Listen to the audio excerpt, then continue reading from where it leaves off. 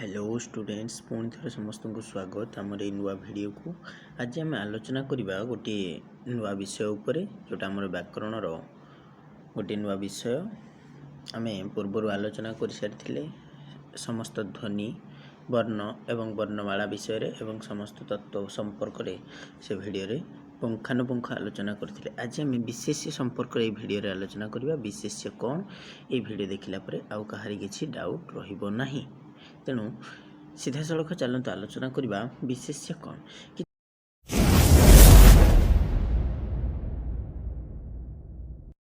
किसी वाक्य तले दि जाइए आपण मैंने लक्ष्य करंतु। दिलीप तिर्की ओडिशार जड़े आंतर्जातिक हॉकी खिलाड़ी, कृषक और सैनिक माने देशर प्रकृत मेरुदंड। पत्थर और माटी मूर्ति निर्मित हुए। सेवा दया और परोपकार मनुष्य जीवन को महान करे, कहवा ठारू करिबा कठिन। तो ये जो 4-5टी वाक्य आपण मैंने लक्ष्य कले ता संपर्क में आम वर्तमान आलोचना करवा। एथिरे कौन अच्छी ना दिलीप जड़े हॉकी खिलाड़ीर नाम जो दिलीप तिर्की कथा आम जानिले से जड़े हॉकी खिलाड़ीर नाम। ओडिशा ओडिशा भारतर गोटे राज्यर नाम। कृषक कृषि करुथिया लोकंकर साधारण नाम। सैनिक युद्ध करुथिया लोकंकर साधारण नाम। पत्थर और माटी वस्तुर नाम। सेवा दया और परोपकार मनुष्यर एक सुगुणर नाम। कहिबा करिबा कार्यर नाम प्रकाश करुछि। ये सबू तेबे गोटे गोटे नाम को प्रकाश करुछि। तेणु आम एथरू जानिया को पाइले जे अतएव नामवाचक पद को विशेष्य पद कहते। अर्थात गोटे वाक्य जेते शब्द थांतु ना कहीं जो शब्द गोटे नाम बा जाति इत्यादि को प्रकाश करुछि ताको आम विशेष्य बोली कहि परिबा। तापरे आम जानिबा तार प्रकार भेद कौन कौन सब विशेष्य आम कहीपर क्या विशेष्य कहीपर। आम साधारण भाव में जानिले गोटे नाम को प्रकाश करुथिबो। गोटे वाक्य रे अनेक नाम रही पारे तो प्रत्येक नाम गोटे गोटे विशेष्य बुझीगला। तो प्रथम कथा हूँ जदि गोटे वाक्य रे विशेष्य को केवल चिन्हवा को कह जाए तेबे आम कौन करवा ना से वाक्य रे थिबा समस्त नाम गुड़ी को विशेष्य आकार चिन्हित करि पारिबा। बुझीगला। तो चलतु बर्तमान देखा विशेष्यर प्रकार भेद कौन कौन विशेष्य आम देखू बा आम डेली लाइफ रे आम देखा पाऊ। विशेष्य को आम 5 श्रेणी रे विभक्त करिपरिबा विशेष्य को 5टी भागरे बा 5टी भेदरे आम विभक्त करिपरिबा। कारण कौन पिला माने ना केवल नाम कहिले आम समस्तंकर नाम को बुझी थाउ बा सबू जिनिसर नाम को बुझी था। जमी वस्तुर मध्य गोटे नाम अच्छी, जातिर मध्य गोटे नाम अच्छी, गुणर मध्य गोटे नाम अच्छी। तो यही समस्त नाम को जेहेतु आम बुझी था केवल नाम कहले तेणु ये समस्त को गोटे गोटे निर्दिष्ट विभाग में विभागीकरण करदे आमको सुविधा हम। यही दृष्टिकोण विशेषज्ञ मैंने यह 5 भाग में विभक्त कर मन रख। प्रथम हूँ व्यक्तिवाचक बा संज्ञावाचक, जातिवाचक विशेष्य, 3 हूँ वस्तुवाचक विशेष्य, 4 हूँ गुणवाचक विशेष्य और 5 हूँ क्रियावाचक विशेष्य। ये 5टी भाग में आम विशेष्य को विभक्त करें। प्रथम हूँ व्यक्तिवाचक बा संज्ञावाचक विशेष्य। गोटे निर्दिष्ट नाम को प्रकाश करुथिबा पद को आम कौन करवा ना व्यक्तिवाचक बा संज्ञावाचक विशेष्य भाव में ग्रहण करि पारिबा। देखंतु प्रथम कथा जहाँ आपणकर निजस्व नाम ताहा व्यक्तिवाचक, ताहा संज्ञावाचक यही दृष्टि जे ताहा आपण को बुझाऊँची तेणु ताहा व्यक्तिवाचक बा संज्ञावाचक। से भली गोटे पर्वतर नाम मध्य गोटे गोटे निर्दिष्ट पर्वत को देखी आम सेमिति गोटे नामकरण करिसंती जेमिति कपिलास, जेमिति विशिष्ट पर्वत कांचनजंगा इत्यादि। जो गोटे पर्वत को आम देखी ए नामकरण करिसंती ताहा एक निर्दिष्ट सेही निर्दिष्ट पर्वतर नाम। तेणु ताहा तार संज्ञा बा तार निर्दिष्ट व्यक्तित्व को प्रकाश करुछि। तेणु ताको आम व्यक्तिवाचक बा संज्ञावाचक भाव में ग्रहण करि परिबा। कटक कटक गोटे निर्दिष्ट सहरर नाम। गोटे निर्दिष्ट कटक कहले जदिओ ବିଭିନ୍ନତା ଦୃଷ୍ଟିରେ କଟକ କହିଲେ ପ୍ରାଚୀନ କାଳରେ କ'ଣ ବୁଝାଉଥିଲା ନା ଯେକୌଣସି ସହରକୁ କଟକ କହିଲେ ବୁଝାଉଥିଲା। କିନ୍ତୁ କଟକ କହିଲେ ଆଧୁନିକ ସାହିତ୍ୟ ବା ଆଧୁନିକ ଭାଷା ବା ଆଧୁନିକ ସମାଜରେ କଟକ କହିଲେ କେବଳ ଓଡ଼ିଶାର ପ୍ରସିଦ୍ଧ ସହର କଟକକୁ ବୁଝାଏ। ତେଣୁ କଟକ ଗୋଟିଏ ନିର୍ଦ୍ଦିଷ୍ଟ ସହରର ନାମ ହେଲା, ତେଣୁ ଆମେ କଟକକୁ ବ୍ୟକ୍ତିବାଚକ ବା ସଂଜ୍ଞାବାଚକ କହିପାରିବା। ସେଭଳି କାବେରୀ ଗୋଟିଏ ମାତ୍ର ନଦୀର ନାମ କାବେରୀ। କାବେରୀ କହିଲେ ଆମେ ତାକୁ ମହାନଦୀ କହିପାରିବାନି ବା ମହାନଦୀକୁ ଆମେ କାବେରୀ କହିପାରିବାନି। ତେଣୁ କାବେରୀ ଗୋଟିଏ ନିର୍ଦ୍ଦିଷ୍ଟ ନଦୀର ନାମ ହେଇଥିବାରୁ ତାକୁ ଆମେ କହିପାରିଲେ ବ୍ୟକ୍ତିବାଚକ ବା ସଂଜ୍ଞାବାଚକ। ସେଭଳି ମହାଭାରତ ଗୋଟିଏ ମାତ୍ର ଗ୍ରନ୍ଥର ନାମ, ତେଣୁ ଆମେ ତାକୁ କହିଲେ ବ୍ୟକ୍ତିବାଚକ ବା ସଂଜ୍ଞାବାଚକ, କାରଣ ତାହା ଏକ ନିର୍ଦ୍ଦିଷ୍ଟ ଗ୍ରନ୍ଥର ନାମ। ତେବେ ବ୍ୟକ୍ତିବାଚକ ବା ସଂଜ୍ଞାବାଚକ ବିଶେଷ୍ୟର ମୁଖ୍ୟ ଗୁଣ ହେଉଛି ଆମେ ତାକୁ କେମିତି ଚିହ୍ନିବା ନା ଏକ ନିର୍ଦ୍ଦିଷ୍ଟ ତାକୁ ସେ ସୂଚିତ କରୁଥିବ, ଯେକୌଣସି ଗୋଟିଏ ଜିନିଷକୁ ତାହା ସୂଚିତ କରୁଥିବ, ତେଣୁ ତାକୁ ଆମେ କହିପାରିବା ବ୍ୟକ୍ତିବାଚକ ବା ସଂଜ୍ଞାବାଚକ। ତାହା କେବଳ ମନୁଷ୍ୟ ହୋଇନପାରେ, ତାହା ପର୍ବତ ହୋଇପାରେ, ତାହା କୌଣସି ସହର ହୋଇପାରେ, ତାହା କୌଣସି ନଦୀ ହୋଇପାରେ, କିନ୍ତୁ ଏକମାତ୍ର ଜିନିଷକୁ ବୁଝାଉଥିବ ତାକୁ ଆମେ କହିପାରିବା ବ୍ୟକ୍ତିବାଚକ ବା ସଂଜ୍ଞାବାଚକ। ସେଭଳି ଜାତିବାଚକ ବିଶେଷ୍ୟ। ଜାତିବାଚକ ବିଶେଷ୍ୟ ଆମେ କାହାକୁ କହିପାରିବା ପିଲାମାନେ? ନା ଯାହା କୌଣସି ଗୋଟିଏ ପ୍ରଜାତି ବା ଗ୍ରୁପ ବା ଶ୍ରେଣୀର ସାଧାରଣ ନାମ ହୋଇଥିବ। ଯେମିତି ଛାତ୍ର। ଛାତ୍ର କ'ଣ ନା ଯେତେ ପିଲାମାନେ ପାଠ ପଢ଼ନ୍ତି ବା ଯିଏ ଏ ପାଠ ପଢ଼ିବା ଭିତ୍ତିରେ ନିଜର ପ୍ରତିଷ୍ଠା ଅର୍ଜନ କରିବାରେ ଅଗ୍ରସର, ତାକୁ ଆମେ ଛାତ୍ର କହିଲେ। ତ ଛାତ୍ର କହିଲେ କ'ଣ ନା ଗୋଟେ ସାଧାରଣ ନାମକୁ ବୁଝେଇଲା, ଯେ ଛାତ୍ର କହିଲେ ଯିଏ ପାଠ ପଢ଼ୁଛନ୍ତି ସମସ୍ତେ ଛାତ୍ର। ତେଣୁ ଛାତ୍ର କହିଲେ ଆମେ ବୁଝିଲେ ଗୋଟିଏ ଜାତି। ଠିକ୍ ଅଛି, ତେଣୁ ଛାତ୍ରକୁ ଆମେ ଜାତିବାଚକ ବିଶେଷ୍ୟ ଭାବରେ ଗ୍ରହଣ କଲେ। ପର୍ବତ ମଧ୍ୟ ପର୍ବତମାନଙ୍କର ଜାତି। ପର୍ବତ କହିଲେ ଆମେ ସମସ୍ତ ପର୍ବତ, ଏଥିରେ କପିଳାସକୁ ଆପଣ ନେଇପାରିବେ, କାଞ୍ଚନଜଙ୍ଘାକୁ ଆପଣ ନେଇପାରିବେ। ତ ସମସ୍ତ ପର୍ବତ ଏଇ ପର୍ବତ ଭିତରେ ପଡ଼ୁଛି। ଠିକ୍ ଅଛି, ପର୍ବତ ନାମ ଯଦି ଆମେ ଉଚ୍ଚାରଣ କଲେ, ପର୍ବତ କହିଲେ ଯେତେ ପର୍ବତ ଦେଶ ବିଦେଶ ବା ବିଶ୍ୱରେ ଅବସ୍ଥିତ ସମସ୍ତ ପର୍ବତଙ୍କୁ ବୁଝାଉଛି। ତେଣୁ ତାହା ପର୍ବତମାନଙ୍କର ଜାତିଙ୍କୁ ବୁଝାଉଥିବା ଗୋଟିଏ ଶବ୍ଦ, ତେଣୁ ତାକୁ ଆମେ ଜାତିବାଚକ ବିଶେଷ୍ୟ କହିଲେ। ସେଭଳି ଆଉ କ'ଣ ନା ସହର କହିଲେ କେବଳ ଗୋଟିଏ ବଡ଼ ସହରକୁ ବୁଝାଏ ନାହିଁ, ଯେତେ ଦେଶରେ ସହର ଅଛି ସମସ୍ତ ସହରକୁ ବୁଝାଏ। ତେଣୁ ଏହା ସହରମାନଙ୍କର ଗୋଟେ ସାଧାରଣ ନାମ ଭାବରେ ଗ୍ରହଣ କରାଗଲା, ତେଣୁ ତାହା ହେଉଛି ଜାତିବାଚକ ବିଶେଷ୍ୟ। ସେଭଳି ନଦୀ, ସବୁ ନଦୀମାନଙ୍କୁ ଆମେ ନଦୀ ନାମରେ ନାମିତ କରିପାରିବା, ତେଣୁ ନଦୀମାନଙ୍କର ସାଧାରଣ ନାମ ହେଉଛି ନଦୀ। ଗ୍ରନ୍ଥ ବା ପୁସ୍ତକମାନଙ୍କର ସାଧାରଣ ନାମ ହେଉଛି ଗ୍ରନ୍ଥ, ତେଣୁ ଆମେ ଏସବୁକୁ କ'ଣ କହିପାରିବା ନା ଜାତିବାଚକ ବିଶେଷ୍ୟ ଭାବରେ ଗ୍ରହଣ କରିପାରିବା। ସେଭଳି ବସ୍ତୁବାଚକ ବିଶେଷ୍ୟ ଆମେ କାହାକୁ କହିପାରିବା? ବସ୍ତୁବାଚକ ବିଶେଷ୍ୟ ଆମେ କାହାକୁ କହିପାରିବା ନା ଶୁଣନ୍ତୁ, ବସ୍ତୁବାଚକ ବିଶେଷ୍ୟ ହେଉଛି, ଏଥିରେ ଉଦାହରଣ ପ୍ରଥମେ ଦେଖନ୍ତୁ, ମାଟି, କାଠ, ଲୁହା, ପାଣି, କୋଇଲା। ବସ୍ତୁ ଅର୍ଥାତ୍ କ'ଣ ପିଲାମାନେ ନା ବସ୍ତୁ କହିଲେ ଆମେ ଗୋଟେ ମେଟେରିଆଲକୁ ବୁଝିଲେ, ଯେ ଯାହାକୁ ଆମେ ଦେଖିପାରୁଛେ, ଛୁଇଁ ପାରୁଛେ ବା ତା ବିଷୟରେ ସମ୍ପୂର୍ଣ୍ଣ ତଥ୍ୟ ଜାଣିପାରୁଛେ, ତାକୁ ଆମେ ବସ୍ତୁ କହିଲେ।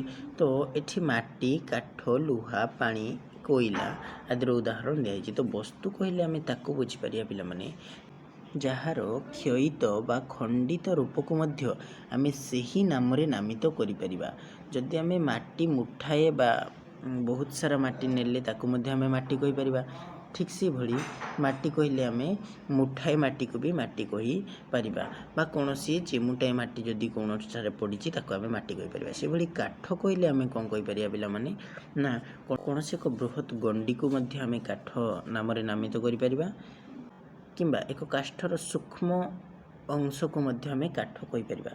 ଲୁହା ଆମେ ବଡ଼ ଲୁହାକୁ ମଧ୍ୟ ଲୁହା କହିପାରିବା, ଛୋଟ ଅଂଶକୁ ମଧ୍ୟ ଲୁହା କହିପାରିବା।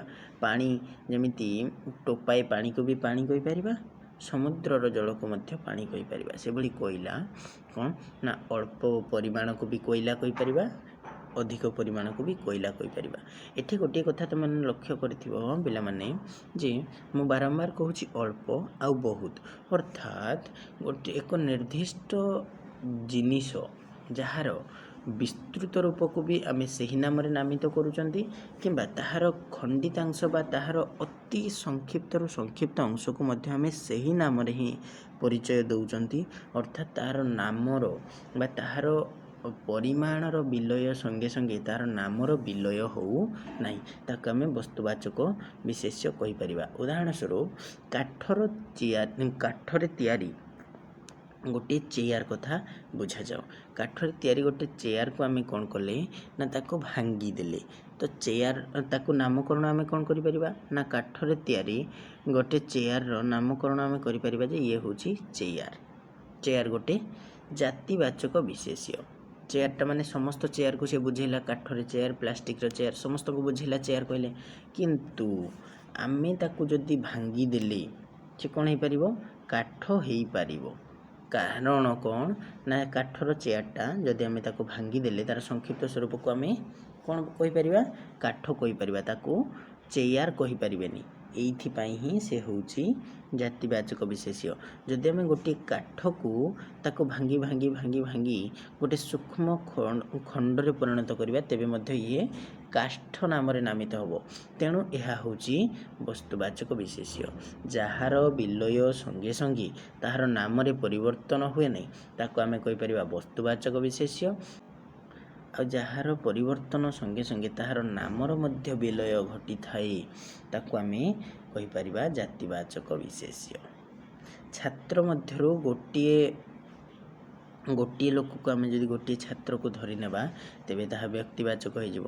ତେଣୁ ଜାତିବାଚକ ବିଶେଷ୍ୟର ପିଲାମାନେ ଜାଣି ରଖନ୍ତୁ ଯେ ଜାତିବାଚକ ବିଶେଷ୍ୟର ଗୋଟିଏ ସାଧାରଣ କଥା ଯେ ଏହା କ'ଣ କରେ ନା ଏହା ବିଭିନ୍ନ ପରିସ୍ଥିତିରେ ନିଜର ରୂପକୁ ପରିବର୍ତ୍ତନ କରିପାରେ। କିନ୍ତୁ ବସ୍ତୁବାଚକ ବିଶେଷ୍ୟ ତାହାର ରୂପର ପରିବର୍ତ୍ତନ ଘଟିଲେ ମଧ୍ୟ ତାହା ସେହି ନାମରେ ହିଁ ଜଣାଯାଇଥାଏ। ତେବେ ସାଧାରଣରେ ମୁଁ ପୁଣି ଥରେ ସୂଚନା ଦେଇଦିଏ, ବ୍ୟକ୍ତିବାଚକ ବିଶେଷ୍ୟ ବା ସଂଜ୍ଞାବାଚକ ବିଶେଷ୍ୟ ହେଉଛି ଗୋଟିଏ ନିର୍ଦ୍ଦିଷ୍ଟ ବ୍ୟକ୍ତି ବା ନିର୍ଦ୍ଦିଷ୍ଟ ପର୍ବତ ବା ଇତ୍ୟାଦି ଯାହା ନିର୍ଦ୍ଦିଷ୍ଟତାକୁ ପ୍ରକାଶ କରୁଛି ତାକୁ ବୁଝାଏ। ଜାତିବାଚକ ବିଶେଷ୍ୟ ଏକ ଜାତି ବା ସମଷ୍ଟିର ଗୋଟିଏ ସାଧାରଣ ନାମକୁ ବୁଝାଏ। ଜାତି ବା ସମଷ୍ଟିର ଗୋଟିଏ ସାଧାରଣ ନାମକୁ। ବସ୍ତୁବାଚକ ବିଶେଷ୍ୟ ଆମେ ତାକୁ କହିପାରିବା ଯାହାର ବିଲୟ ସଙ୍ଗେ ସଙ୍ଗେ ବା ଯାହାର ସଂକ୍ଷିପ୍ତ ଖଣ୍ଡକୁ ବା ଅଂଶକୁ ମଧ୍ୟ ଆମେ ସେହି ନାମରେ ହିଁ ନାମିତ କରିପାରିବା। ଅର୍ଥାତ୍ ଯାହାର ପରିବର୍ତ୍ତନ ସହିତ ତାହାର ନାମର ପରିବର୍ତ୍ତନର କୌଣସି କାର୍ଯ୍ୟ ନାହିଁ। ଅର୍ଥାତ୍ ଯାହାର ପରିବର୍ତ୍ତନ ହେଲେ ମଧ୍ୟ ତାର ନାମରେ କୌଣସି ପରିବର୍ତ୍ତନ ଘଟିନଥାଏ ତାହାକୁ ଆମେ ବସ୍ତୁବାଚକ ବିଶେଷ୍ୟ କହିପାରିବା। ଗୁଣବାଚକ ବିଶେଷ୍ୟ ମନୁଷ୍ୟର ଅନ୍ତର୍ନିହିତ ଗୁଣ ବା ଏକ୍ସପ୍ରେସନ୍, ତାକୁ ନେଇକି ଆମେ କହିପାରିବା ଯେ ମଣିଷ କେମିତି ତାହା ଦେଖାଯାଉଛି। ତାର ଦୁଃଖୀ ଦେଖାଯାଉଛି, ସରଳ ଦେଖାଯାଉଛି, ତାର କାନ୍ଦ କାନ୍ଦ ଦେଖାଯାଉଛି, କିମ୍ବା ତାର ଗୁଣକୁ କହିପାରିବା ଆମେ। ଗୁଣ ଅର୍ଥାତ୍ ତାର ଅହିଂସା ହେଉଛି ତାର ଗୁଣ। ସେ ମହାତ୍ମା ଗାନ୍ଧୀ ଅହିଂସାର ପୂଜାରୀ ଥିଲେ। କିମ୍ବା ରାମ ଜଣେ ଭଲ ପିଲା, ସେ ଜଣେ ଉଚିତ ବିଦ୍ୟାର୍ଥୀ। ଉଚିତଟା ମୁଁ କେଉଁ ଅର୍ଥରେ ପ୍ରୟୋଗ କଲି ନା ଭଲ ଅର୍ଥରେ ପ୍ରୟୋଗ କଲି। ତେଣୁ ଉଚିତଟାକୁ ବି ଆମେ ଗୁଣବାଚକ ବିଶେଷ୍ୟ ଭାବରେ ଗ୍ରହଣ କରିପାରିବା। ଅର୍ଥାତ୍ ଯାହା କୌଣସି ଏକ ବ୍ୟକ୍ତି ବା ବସ୍ତୁର ଗୁଣକୁ ବ୍ୟାଖ୍ୟା କରେ ତାକୁ ଆମେ କହିପାରିବା ଗୁଣବାଚକ ବିଶେଷ୍ୟ। ଠିକ୍ ଅଛି, ଏହା ସାଧାରଣ କଥା। ଯଦି ଆମେ କୌଣସି ବସ୍ତୁର ମଧ୍ୟ ଗୁଣକୁ ପ୍ରକାଶ କରିବାକୁ ଗୋଟିଏ ଶବ୍ଦ ପ୍ରକାଶ କରୁଛନ୍ତି ବା ପ୍ରୟୋଗ କରୁଛନ୍ତି ତାକୁ ମଧ୍ୟ ଆମେ ଗୁଣବାଚକ ବିଶେଷ୍ୟ ବୋଲି କହିପାରିବା। ଏହା ସାଧାରଣ କଥା। ଠିକ୍ ଅଛି, ତାପରେ ଆମେ ଯିବା କ୍ରିୟାବାଚକ ବିଶେଷ୍ୟକୁ। କ୍ରିୟାବାଚକ ବିଶେଷ୍ୟ ଆମେ କାହାକୁ କହିବା ନା କ୍ରିୟାବାଚକ ବିଶେଷ୍ୟ ହେଉଛି ଲେଖା, ପଢ଼ା, ଭଜନ, ହସ, ଖେଳ। ଆମେ ଏହା ବିଷୟରେ ସମ୍ପୂର୍ଣ୍ଣ ତଥ୍ୟ ଆଲୋଚନା କରିବା। କ୍ରିୟାବାଚକ ବିଶେଷ୍ୟ। କ୍ରିୟାବାଚକ ବିଶେଷ୍ୟ ଆମେ କାହାକୁ କହିପାରିବା ନା ଯେଉଁ ପଦ କୌଣସି କ୍ରିୟାର ନାମକୁ ବୁଝାଏ ତାହାକୁ କ୍ରିୟାବାଚକ ବିଶେଷ୍ୟ କହିପାରିବା। ଯାଉଅଛି, ଖାଉଅଛି, ଲେଖୁଅଛି, ଏହା ହେଉଛି କ'ଣ? କ୍ରିୟା। ବସିଛନ୍ତି, କାଶୁଛି, ଇଏ ହେଉଛି ଗୋଟିଏ କ୍ରିୟା। କିନ୍ତୁ ଆମେ ଯଦି ବସିଛନ୍ତିକୁ କ୍ରିୟାବାଚକ ବିଶେଷ୍ୟ ଭାବରେ ପରିବର୍ତ୍ତନ କରିବାକୁ ଚାହିଁବା ତେବେ ତାହା କ'ଣ ହେବ? ବସିବା। କାଶୁଛିକୁ ଯଦି ପରିବର୍ତ୍ତନ କରିବାକୁ ଚାହିଁବା ସେ ହେବ କାଶିବା। ସେଭଳି ଯିବା, ଆସିବା, ପଢ଼ିବା, ଲେଖିବା, ହସିବା, କାନ୍ଦିବା ଇତ୍ୟାଦି ଗୋଟିଏ କ୍ରିୟାବାଚକ ବିଶେଷ୍ୟ। ଏହା କୌଣସି କ୍ରିୟାକୁ ବୁଝାଉ ନାହିଁ, ଏହା କୌଣସି ଗୋଟିଏ ନାମକୁ ହିଁ ନିର୍ଦ୍ଦିଷ୍ଟ କରୁଛି। ତଳେ ଉଦାହରଣ ଦେଖିବା। ଦେଖନ୍ତୁ, ଏଠି ଅଛି ବସିବା ଠାରୁ କାଶିବା ଭଲ। ଏ ଯେଉଁ ବସିବା ଆଉ କାଶିବା ଏ ହେଉଛି ଦୁଇଟି ଯାକ କ୍ରିୟାବାଚକ ବିଶେଷ୍ୟ। ଯଦି ୟାକୁ ଆମେ ଅନ୍ୟ ପ୍ରକାର ବାକ୍ୟରେ ବ୍ୟବହାର କରିବା, ରାମ ବସିଅଛି, ରାମ ବସିଅଛି, ଏଠି କ'ଣ ହେବ ନା ଏଠି ବସିଅଛି ହେଉଛି ଗୋଟିଏ କ୍ରିୟା, କିନ୍ତୁ ଏଥିରେ ବସିବା ହେଉଛି ଏ କ୍ରିୟାରୁ ସୃଷ୍ଟି ଏକ ବିଶେଷ୍ୟ। ତେଣୁ ବସିବା ଆଉ କାଶିବା ଗୋଟେ ବିଶେଷ୍ୟ, ତେଣୁ ଆମେ ୟାକୁ କହିପାରିଲେ କ୍ରିୟାବାଚକ ବିଶେଷ୍ୟ। ଠିକ୍ ଅଛି, ବୁଝିହେଲା। ତ ଏତିକି ଆମର ହେଉଛି ସମ୍ପୂର୍ଣ୍ଣ ଭାବରେ ବିଶେଷ୍ୟର ଆଲୋଚନା। ବିଶେଷ୍ୟ କହିଲେ ଆମେ କ'ଣ ବୁଝୁ ନା କୌଣସି ଏକ ନାମକୁ ବୁଝେଇଲେ ଆମେ ତାକୁ ବିଶେଷ୍ୟ କହୁ।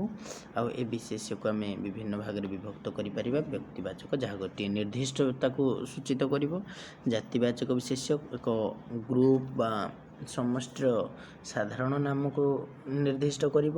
ଆଉ ବସ୍ତୁବାଚକ ବିଶେଷ୍ୟ କୌଣସି ଏକ ମେଟେରିଆଲ ବା କୌଣସି ଏକ ବସ୍ତୁ ଯାହାର ବିଲୟ ନାହିଁ, ଯାହାର ପରିବର୍ତ୍ତନ ସଙ୍ଗେ ସଙ୍ଗେ ତା'ର ନାମରେ କୌଣସି ପ୍ରଭାବ ପଡ଼େ ନାହିଁ, ତାକୁ ଆମେ ବସ୍ତୁବାଚକ କହିପାରିବା। ଗୁଣ ମନୁଷ୍ୟର ସାଧାରଣତଃ ଅନ୍ତର୍ନିହିତ ଗୁଣାବଳୀ, ତା'ର ଏକ୍ସପ୍ରେସନକୁ ଆମେ ଗୁଣବାଚକ ବିଶେଷ୍ୟ ଭାବରେ ଗ୍ରହଣ କରିପାରିବା।